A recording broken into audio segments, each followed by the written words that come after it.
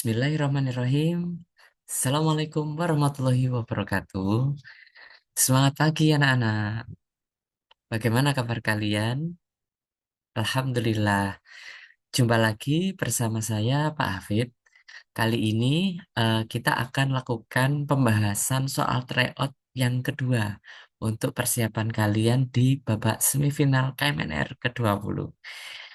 Adapun video pembahasan kali ini itu sekali lagi pembahasan untuk 25 soal akan dibagi menjadi tiga bagian, tiga part.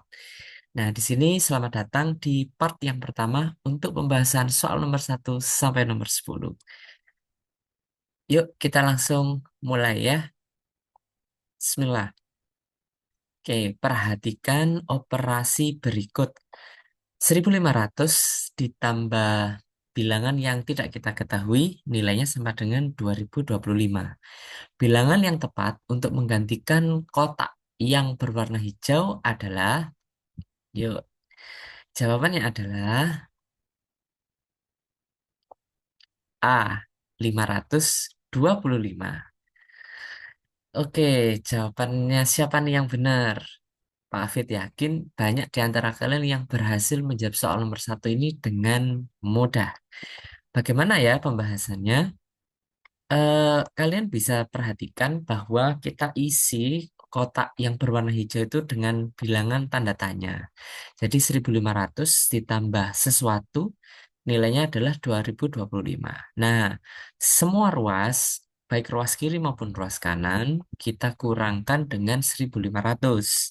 Sehingga 1.500 kita kurangi 1.500 harus nilainya 0. Sementara 2025 kita kurangi 1.500 nilainya adalah 525. Sehingga tanda tanya sebagai pengganti kotak berwarna hijau nilainya adalah A, 525. Mudah kan? Yuk kita lanjutkan di soal nomor 2. Perhatikan gambar berikut. Nah, persentase yang menyatakan daerah yang diarsir adalah, oke, jawabannya adalah A, 20%. Kenapa bisa dapat 20%? Langsung ya kita bahas. Perhatikan bahwa banyak kotak yang diarsir itu cuma ada 4. Pak Fit izin menggunakan laser ya. Ini ada 1, 2, 3, dan 4. Kemudian banyak kotak keseluruhan itu ada 20. Kita tahu bahwa di sini dimensinya adalah panjang 5, lebarnya adalah 4, sehingga totalnya kalau kita hitung satu persatu juga ketemunya sama 20 kotak. Sehingga dari sini rasio antara kotak yang diarsir dengan kotak keseluruhan adalah 4/20 alias 20%. Nah, jadi di sini kita bisa lakukan penyederhanaan. Jadi 4/20 itu kita sederhanakan menjadi 1/5. Nah, dari 1/5 ini, supaya kita dapatkan persentase, maka 5 kita kalikan dengan 20. Sehingga pembilang kita kalikan 20, penyebut juga kita kalikan 20. Sehingga 1/5 itu senilai dengan 20/100. Nah, 20/100 itu tentu saja kita dapatkan hasil 20%. Oke, masih aman kan? Nah, sekarang kita lanjutkan ke soal nomor 3. Masih ingat ya dengan soalnya? Seperti ini. Jumlah uang Rini dan Rina adalah 80.000 rupiah. Jika perbandingan banyak uang Rini dan Rina adalah 5/3, maka selisih uang mereka berapa ya? Baik, langsung kita bahas dan jawabannya adalah A, 20.000 rupiah. Nah, untuk soal ini pembahasannya seperti apa? Nah, kita bisa buat pendekatan dengan eh, kotak ya, diagram kotak. Jadi di sini kita tahu diketahui bahwa banyak uang Rini dan Rina itu 5/3. Jadi di sini 5 kotak untuk Rini, kemudian uang Rinanya 3 kotak, 5/3. Nah, kalau oleh karena jumlah uang Rini dan Rina itu 80.000 rupiah, berarti di sini kita bisa jumlahkan. Ternyata jumlahnya ini total ada 8 kotak. 8 kotak senilai dengan 80.000 rupiah. Nah, 80.000 rupiah itu berarti satu kotaknya bernilai Rp10.000. Nah, karena yang ditanyakan adalah selisih uang mereka, nah berarti kita tinggal hitung aja. Kalau uang Rini 5 kotak, uangnya si Rina 3 kotak, berarti selisih uang mereka setara dengan 2 kotak. Berarti 2 kotak, berarti dia akan setara dengan Rp20.000. Jadi selisih uang mereka, jawabannya adalah yang A. Seperti itu. Oke, eh, kita lanjutkan saja pembahasan soal nomor 4. Bilangan terbesar dari 100 buah bilangan asli yang berurutan adalah 2020. Berapakah bilangan terkecilnya? Jadi di sini kalian diminta untuk menentukan kalau ada 100 bilangan asli yang berurutan, ternyata yang terbesarnya itu 220. Nah, berarti bilangan yang paling kecil berapa ya? Semoga masih ingat dengan jawabannya. Ya, jawabannya adalah A, 1921. Kenapa kok bisa demikian? Berikut pembahasannya ya. Jadi diketahui bilangan terbesar tadi adalah 2020. Maka untuk menentukan banyaknya bilangan, ya tentu bilangannya tentu ada 100. Sehingga dari sini kita tentukan bilangan terkecilnya yaitu 2020 kita kurangi dengan 100. Kemudian kita tambah dengan 1. Harusnya kan 1920, ya kan? Nah, tapi kita tahu bahwa 2020-nya itu sudah kita hitung sebagai bagian dari 100 bilangan itu tadi. Sehingga kita butuhkan sebenarnya hanya 99. Sehingga di sini kita perlu tambahkan dengan 1 sehingga dapat kita peroleh hasilnya adalah 1921. Itu adalah bilangan terkecil dari 100 bilangan asli yang berurutan. Oke, lanjut ke soal nomor 5. Rani memiliki uang, eh, Rani memiliki sejumlah uang. Nah, di sini kita tidak tahu berapa uang yang dimiliki Rani. Namun, 2/7 dari uangnya itu diberikan ke adiknya. Kemudian 2/5 dari sisanya itu dibelikan jus jeruk. Nah, jika uang Rani yang tersisa sekarang adalah Rp12.000, jumlah uang Rani semula ada berapa ya? Kira-kira jawabannya yang mana, Nana? Masih ingat?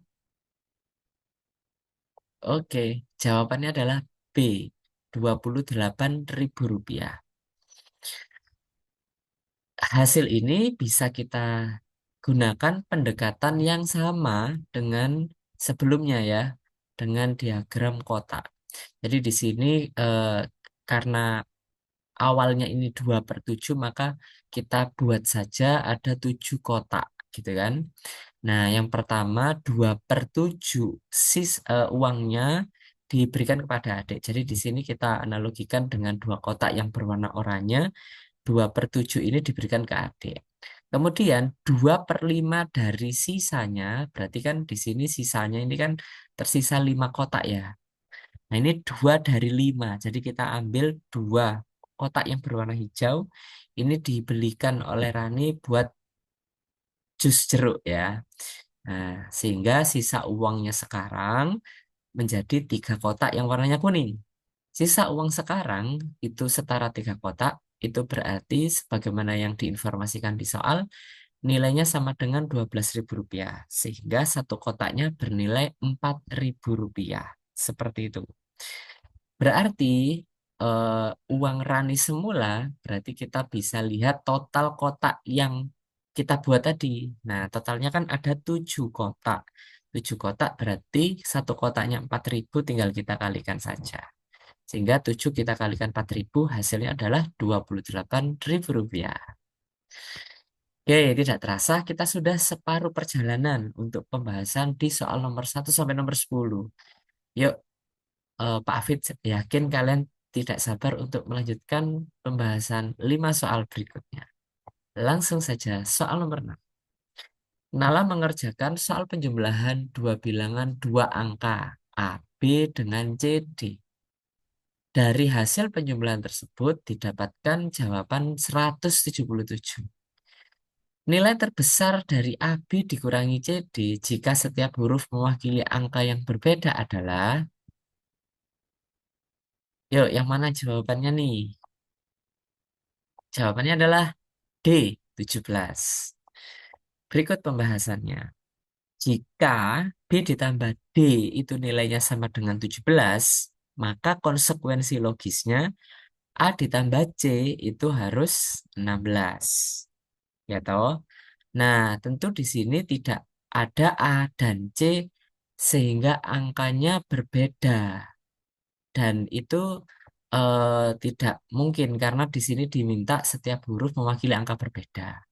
Sehingga B ditambah D itu bukan 17 melainkan 7. Nah, artinya A ditambah C nilainya sama dengan 17. Seperti itu.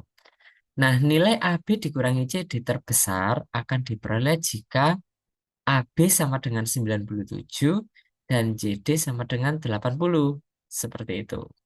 Nah, demikian nilai AB dikurangi CD artinya 97 dikurangi 80 kita dapatkan hasil 17. Nah, kita tahu ya bahwa AB A-nya 9, B-nya 7, CD 80, berarti C-nya 8, D-nya 0. Ah, di sini A, B, C, D semua berbeda. Seperti itu anak-anak. Oke ya, yuk kita gaskan ke soal nomor 7. Bu Yuni memiliki 36 kilogram gula. Gula tersebut akan dimasukkan ke dalam kantong plastik tanpa ada sisa. Jika setiap kantong plastik berisi gula yang sama beratnya dan berbentuk bilangan bulat. Nah, ini yang harus di-highlight ya, yang harus di-notice. Berat setiap kantong plastik yang tidak mungkin adalah, nah di sini sih kalian justru diminta mengidentifikasi manakah berat yang tidak mungkin dari pilihan yang disediakan. Yuk, jawabannya mana, anak-anak? Oke, jawabannya adalah A. Bagaimana itu bisa terjadi? Kita tahu bahwa total akumulasi gula yang dimiliki Bu Yuni itu 36. Berarti kita manfaatkan faktor dari 36. Supaya apa? Tidak ada sisa. Berarti di sini faktor dari 36 itu ada 1, 2, 3, 4, 6, 9, 18, dan 36 itu sendiri. Nah, yang bukan faktor dari 36 dari pilihan yang tersedia itu adalah 8 kilogram. Nah, demikian tidak mungkin berat setiap kantong plastiknya itu 8 kilogram untuk didapatkan berat yang sama dan bulat. Seperti itu. Mudah ya? Oke, kita lanjutkan yuk ke soal nomor 8.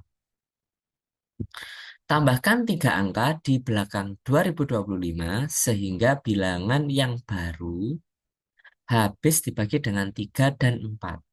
Bilangan yang mungkin dapat dibentuk adalah, nah di sini anak-anak harus mengingat karena di sini berlaku bilangan habis dibagi 3 dan 4, itu artinya kita harus mengidentifikasi, menganalisis sebanyak 2 kali. Apa sih syarat suatu bilangan itu habis dibagi 3 dan habis dibagi 4? Nah, menurut kalian jawaban untuk soal ini yang mana? A, B, C, atau D? Oke, jawabannya adalah C. Ya, jawabannya adalah C. 2.025.108. Nah, kenapa Pak kok bisa seperti itu jawabannya? Bukan yang lain. Nah, pembahasannya adalah seperti ini. Akan ditambahkan 3 angka di belakang 2025 sehingga menjadi bilangan itu 2025 ABC. ABC ini berarti udah bilangan tertentu ya anak-anak yang habis dibagi 3 dan 4. Berarti bilangan baru harus memenuhi syarat habis dibagi dari keduanya. Gitu. Maksudnya habis dibagi itu seperti apa? Kalau dibagi 3 itu nggak ada sisanya. Dibagi 4 itu pun sisanya nol. Jadi tidak ada sisanya seperti itu ya. Jadi utuh bulat. Pertama kita cek dulu bahwa bilangan yang habis dibagi 4 berarti kita harus mengecek. bahwa dua digit terakhir atau dua angka terakhir yaitu BC harus habis dibagi 4. Nah, kalau kalian cermati bahwa A dua digit terakhirnya atau BC-nya itu kan 20. Sementara yang B itu 12, ya kan? Yang C itu 8, yang D itu 44. Dari semuanya, ya A, B, C, D memenuhi syarat. Begitu. Jadi, kita belum bisa mengeliminasi mana jawaban yang dicari. Seperti itu. Maka sekarang kita lanjutkan di opsi berikutnya, ya. Bilangannya habis dibagi 3. Bilangannya habis dibagi 3 itu ditentukan kalau jumlah setiap angka penyusunnya itu habis dibagi 3. Jadi untuk kasus ini berarti 2 tambah 0 tambah 2 tambah 5 tambah A tambah B tambah C itu harus habis dibagi 3. Seperti itu. Dan demikian kita identifikasi, kita analisis satu persatu gitu ya. Untuk opsi A ternyata hasilnya adalah 11 dan dia tidak habis dibagi 3. Kalau dia kalau dibagi 3 maka jawabannya itu ketemu 3, sisanya 2 lah. Sisa 2 ini yang tidak memenuhi syarat habis dibagi. Kita lanjutkan untuk opsi B, sama, hasilnya adalah 19. Ini masih ada sisanya. 19 kalau kita bagi dengan 3 hasilnya itu 6, sisa satu gitu ya. Untuk opsi C, alhamdulillah ini yang kita cari. 18 itu habis dibagi 3. Kalau kita bagi dengan 3 itu kan hasilnya adalah 6, tidak ada sisanya, ya kan? Dan opsi D hasilnya juga 19. Tentu ini juga tidak habis dibagi 3. Dengan demikian, bilangan yang mungkin dibentuk adalah yang C, 2.025.108. Nah, seperti itu ya. Oke, kita lanjutkan yuk pembahasan di nomor 9. Joko, Roni, dan Andi menjual kue putu di bazar sekolah. Diketahui bahwa Joko dapat menjual sepertiga dari jumlah kue yang ditambah 8 kue. Roni menjual 5 lebih banyak dari setengah kue yang tersisa. Andi menjual 12 kue terakhir. Yang ditanyakan adalah kue putu yang mereka jual di bazar. Apakah kalian masih ingat jawaban kalian untuk soal nomor 9? Oke, mantap buat kalian yang masih ingat. Jawabannya adalah A, 63. 63. Kenapa bisa 63? Berikut pembahasannya. Misalkan kita buat saja ada kue melalui diagram kotak gini ya. Terus kue ini kita bagi 3 karena awalnya si Joko berhasil menjual sepertiganya. Nah, berarti kue yang dijual Joko itu sebanyak sepertiga plus 8. Nah, informasinya di sini plus 8 kue. Ya toh? Jadi sepertiga dari total kuenya yang berhasil mereka jual itu ditambah 8 itu adalah kue yang berhasil dijual oleh Joko. Warnanya kotak yang berwarna oranye. Dilanjutkan yuk, penjualan kue Roni. Nah, di sini informasinya kan setengah kue yang tersisa. Nah, di sini kuenya si Roni ini kan berarti kan separuhnya, ya toh. Kemudian kita tambah dengan 5. Seperti itu. Nah, jadi ini separuh, separuh kita bagi 2 kan ini. Nah, itu kita tambahkan dengan 5. Seperti itu.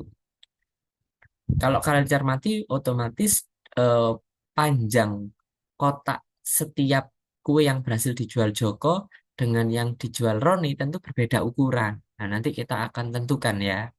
Berikutnya penjualan kue Andi. Itu sebagai kue terakhir sebanyak 12. Nah, di sini kita tentukan dengan hitung mundur ya. Dengan alur berpikir mundur. Kita cari dulu dari satu kotak punyanya Andi itu segini ukurannya, itu setara dengan 12 kue putu. Berarti untuk satu kotak Roni, kue yang berhasil dijual Roni itu sebanyak 17 kue. Kok bisa? Ya di sini karena 12 ditambah 5 itu setara dengan satu kotak. Jadi di sini 17. Gitu ya. Kemudian Roni menjual kue putu sebanyak 2 kotak. Ya toh. Nah, jadi totalnya sudah dapat 34 kue. Begitu. Kemudian kalian coba perhatikan bahwa 2 kotak kue Joko, gitu, kalau ditambah dengan 8, nah berarti hasilnya adalah 34 ditambah 8. Seperti itu. Jadi ibaratnya di sini kue yang berhasil dijual Joko, ya itu setara dengan 2 kotak, gitu ya. 2 kotak di sini diambilkan dari 2 kali 17. Jadi sana adalah 34. Kemudian ditambahkan dengan 8, itu yang dicari. Seperti itu. Semoga kalian paham atas konteks yang diilustrasikan gitu ya. Artinya ukuran 1 kotak kuenya Joko itu berisi 21 kue gitu ya. Nah, kita lanjutkan. Jadi kue putu yang mereka jual itu setara dengan 3 kotak kue Joko. Nah, kue Joko ini kan 1 kotaknya segini. Ini setara dengan yang warna biru semula. 1 kotaknya ukuran Joko itu kan 21 kue. Berarti 3 kali 21 hasilnya adalah 63 kue. Seperti itu. Oke, kita bergerak menuju soal terakhir di nomor 10. Nala mengikuti Bisa MIPA, yaitu belajar itu sangat asik matematika dan IPA yang diselenggarakan oleh KPM Cabang Surabaya. Nah, pada acara tersebut terdapat sesi eksplorasi berupa membuat bentuk bangun tertentu menggunakan kertas persegi yang berwarna putih dan hitam. Sebagaimana yang kalian lihat di layar. Jika Nala membuat bentuk bangun berpola hingga ke 25, maka jumlah kertas persegi hitam yang dibutuhkan Nala mulai membangun bentuk pertama, kedua, ketiga, sampai ke 25. Ada berapa kertas persegi hitam ya? Nah, yuk perhatikan jawabannya. Kuncinya adalah B, 625. Apakah kalian ada yang sama dengan kunci ini? Keren kalau memang sudah berhasil menjawab dengan benar. Nah, untuk itu kalian harus cermat untuk mengidentifikasi polanya ya anak-anak ya. Oke, perhatikan. Banyak kertas hitam pada bentuk yang pertama itu ada 1 kotak. Nah, ini kita bisa ubah, kita konversi bahwa jumlah satu bilangan ganjil itu ya satu itu sendiri. Kemudian lanjutnya, bentuk yang kedua, di sini kalau kalian hitung, total sudah ada 3. Ini banyaknya persegi hitam itu ada 3 kotak. Nah, berarti jika kita, Sinala membentuk pertama dan bentuk kedua, berarti dia sudah membutuhkan berapa kotak hitam, kertas yang berwarna hitam. Tentu yang dibutuhkan adalah 1 ditambah 3 alias 4. Nah, di sini kita bisa ubah 1 ditambah 3 sama dengan 4 itu menjadi hasil kali 2 dengan 2. Begitu.